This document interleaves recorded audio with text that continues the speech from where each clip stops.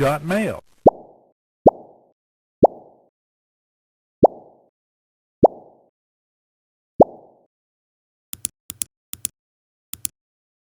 You've got mail.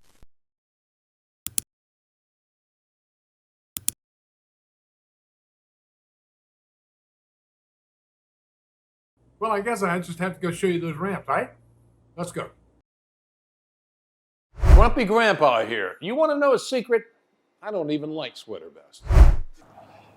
Good morning. Grumppa here, just looking around for a sweater vest. And in the interim, I got an email asking us about monster ramps or mega ramps. Well, first of all, it depends on what trailer your manufacturer is. If it is a big tex, such as this one, it's called mega ramps.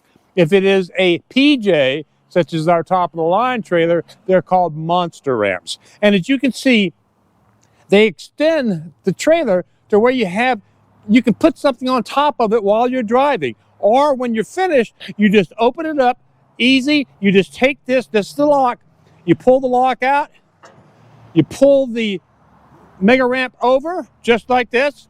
And when you're ready to close it, the spring assist, reach down at the bottom. And even an old grandpa like me can close it.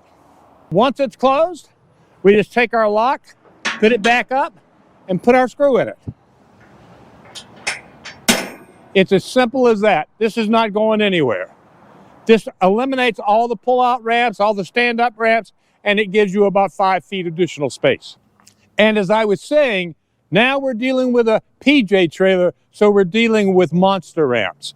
Now, first of all, let me show you how easy it is to unlock this. You just reach down here, pull your key out, take the lock off, and then in PJ's thinking, as opposed to big tex, it's got 2 handles to hold. You just pull it up,